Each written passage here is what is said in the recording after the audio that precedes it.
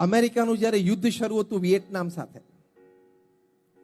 તે વખતે એક અમેરિકાની નેવીના એક ફાઇટર જેટના પાયલટ હતા, ચાર્લ્સ પ્લમ. એને લગભગ 74 જેટલી સોર્ટીઝ કરેલી, બોમ્બાર્ડિંગ વિયેટનામ ઉપર કરેલું. એમાં એક વખત વિયેટનામની એન્ટી એરક્રાફ્ટ ફાયરમાં એનું પ્લેન આવી ગયું અને ડેમેજ થયું, તૂટ્યું. એટલે એને સ્વિચ દબાવીને ઇજેક્ટ થઈ ગયો, સીટ સાથે ઇજેક્ટ થયો અને પેરાશૂટ ખુલી ગયું. એટલે એ ઉડતો ઉડતો નીચે આવ્યો, અને ઉડતો નીચે આવ્યો એટલે નીચે તો દુશ્મનો ઉભા હતા, અને આવા લોકોને એ લોકો જીવતા પકડી લે જેથી દુશ્મન દેશ સાથે સોદા થઈ શકે.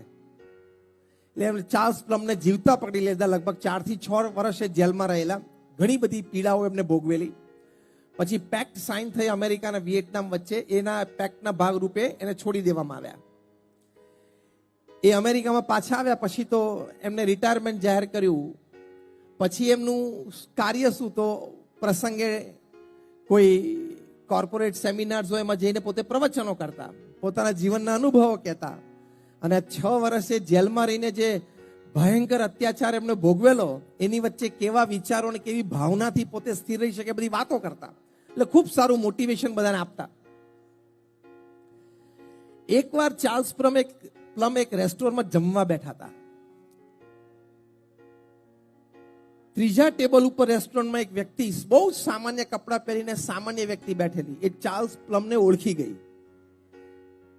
કે આ ચાર્લ્સ પ્લમ છે. એટલે એમના ટેબલ ઉપરથી એ ભાઈ ઉભા થઈને ચાર્લ્સ પ્લમને મળવા માટે આવ્યા અને કહ્યું કે આર યુ ચાર્લ્સ પ્લમ? તો કે યસ. કે sir, how was the ejection and how was the parachute? Charles પ્લમે આમ એની સામે આમ આશ્ચર્યની આંખોથી જોયું. પેલા વ્યક્તિએ શું પૂછ્યું? તમારું ઇજેક્શન કેવી રીતે થયેલું અને કેટલું સ્મૂથ રહેલું, અને તમારું પેરાશૂટ ટાઈમે ખુલી ગયું હતું ને? ચાર્લ્સ પ્લમે એના કપડા સામે ને વ્યક્તિ સામે જોયું કે આ સીધો મને આવો પ્રશ્ન કેમ પૂછે છે? હું આને પહેલી વાર મળું છું, એ મને પહેલી વાર મળતો હશે. ચાર્લ્સ પ્લમે પૂછ્યું કે I think we are meeting for the first time, isn't it? તો કે યસ સર, આપણે પહેલી વાર મળીએ છીએ. તો કે કેમ આવો પ્રશ્ન પૂછો છો? ટાઈમે તમારું પેરાશૂટ ખુલી ગયું હતું ને, અને લેન્ડિંગ કેવું રહ્યું, એવું કેમ પ્રશ્ન પૂછો છો? ચાર્લ્સ પ્લમે પૂછ્યું. ત્યારે આને કહ્યું કે સર, હું જે ફેક્ટરીમાં વર્કર તરીકે કામ કરું છું, એ જ ફેક્ટરી અમેરિકાની નેવીને એરક્રાફ્ટ પાયલટ માટે એના સીટની નીચે પેરાશૂટ ફિટ કરે છે. તમારું પેરાશૂટ મેં ફિટ કરેલું. ચાર્લ્સ પ્લમની આંખમાં જળજળી આવી ગયા. એને ઊભા થઈને વ્યક્તિને અભિનંદન પાઠવ્યા, એમને ભેટ્યા. તે દિવસથી ચાર્લ્સ પ્લમની બોલમાં ફેર પડી ગયો, મોટિવેશન કરવાની રીતમાં ફેર પડી ગયો, અને પોતાના પ્રવચનનો વિષય કાયમે રાખતા, do you know who fitted your parachute? કાયમ એમના પ્રવચનનો વિષય શું રહેતો હતો? એ લોકોને શું કહેતા હતા કે તમને ખબર છે તમારું પેરાશૂટ કોણે ફિટ કર્યું છે? એટલે કે તમને ખબર છે કે તમારા કઠિન સંજોગો પરિસ્થિતિમાં 1-2 વ્યક્તિ જે સ્થૂળ અને સમક્ષ હોય એને તમે ઓળખી શકો છો કે આને મને મદદરૂપ મને થયા છે, પણ એની પાછળની ઘણી બધી મોટી ઇકોસિસ્ટમ છે કે જે તમને મદદરૂપ થઈ છે, તમને ખબર નથી. હા કે ના? એટલા માટે દરેકનો આદર કરીને દરેક પ્રત્યે સન્માનની ભાવના રાખવી જોઈએ. That is the key of this understanding.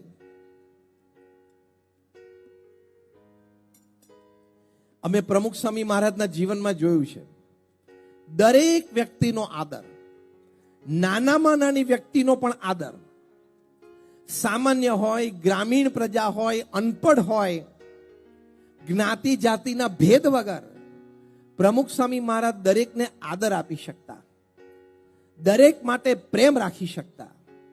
કારણ કે આ ગ્રેટિટ્યુડની ભાવના કે આખી ઇકોસિસ્ટમ આપણને મદદરૂપ થાય છે ક્યાંક ને ક્યાંક રીતે, અને દરેક વ્યક્તિ, દરેક અસ્તિત્વ સન્માનને પાત્ર છે. Do you agree with this statement? દરેક અસ્તિત્વ સન્માનને પાત્ર છે જ. પ્રમુખ સ્વામી મહારાજ દક્ષિણ ગુજરાતમાં તિથલમાં અમારું મંદિર છે, ત્યાં એક પ્રસંગે બિરાજમાન હતા. એ વખતે ગુજરાત રાજ્યના એક મંત્રી હતા મોહનસિંહ રાઠવા, અને પછી એ રેલવે મિનિસ્ટર પણ બનેલા. મોહનસિંહ રાઠવા, બીજા એક બે મંત્રીઓ, બીજા એક બે સરકારી આગેવાનો બધા કોઈ કાર્યક્રમ માટે ત્યાં ભેગા થયા હશે અને એમને ખબર પડી કે પ્રમુખ સ્વામી મહારાજ નજીકમાં 10 કિલોમીટર જ છે. એટલે બધા સમય કાઢીને પ્રમુખ સ્વામી મહારાજના દર્શન આશીર્વાદ માટે આવ્યા. મળ્યા બધા પ્રમુખ સ્વામી મહારાજને અને વાતો સાહજિક ચાલતી હતી.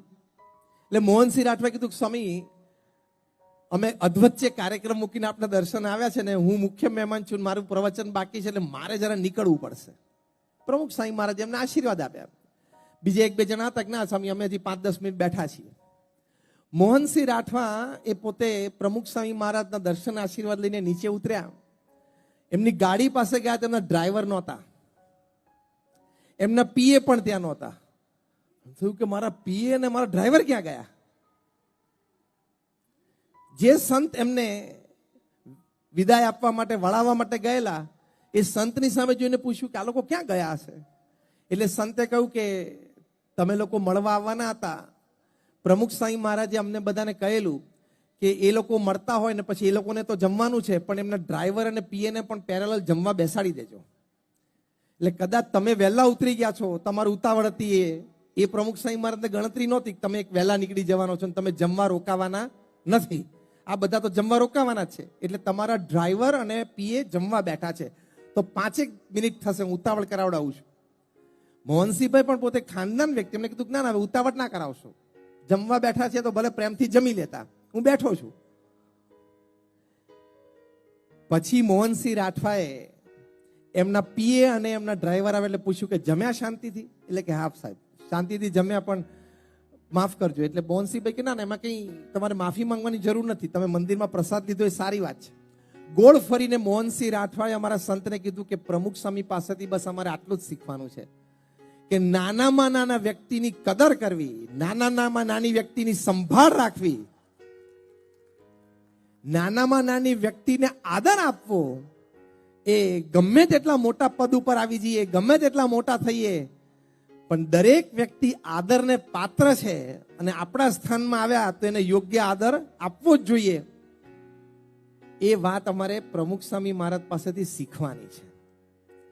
જો આને શું કહેવાય કે પદ પ્રતિષ્ઠાની દ્રષ્ટિએ વૈવિધ્ય છે. આખો પ્રસંગ તમે લો, પ્રમુખ સ્વામી મહારાજ કે આ મિનિસ્ટરો કે એના ડ્રાઈવર પીએ, પદ પ્રતિષ્ઠાની દ્રષ્ટિએ વૈવિધ્ય ઘણું છે, પણ સમાવેશની ભાવના, સ્વીકાર કરીને આદર આપવાની ભાવના, એ આવા મહાપુરુષોના જીવનમાંથી આપણે શીખી શકીએ છીએ. તમે વ્યક્તિને આદર આપીને સમાવેશ આપો એટલે વ્યક્તિ પાસેથી તમે ખૂબ સારી રીતે કામ પણ લઈ શકો છો, એ વ્યક્તિને તમે પણ ઉપયોગી થઈ શકો છો અને બોન્ડિંગ બહુ સારું થઈ શકે છે. કારણ કે મેં કહ્યું ને કે નાનામાં નાની વ્યક્તિનો રોલ છે. ધારો કે તમારે મીટિંગમાં અગત્યની જવાનું હોય તો તમારો ડ્રાઈવર, એનો રોલ છે કે નહીં?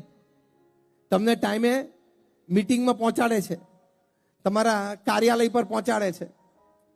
તમારા ઘરના નોકરનો પણ રોલ છે કે એમને સવારે નાસ્તો તૈયાર કરી દો, ડાઇનિંગ ટેબલ ઉપર નાસ્તો મૂકી દો, તમે ટાઈમે નાસ્તો કરીને જલ્દી કામે જઈ શક્યા. Everybody has a role.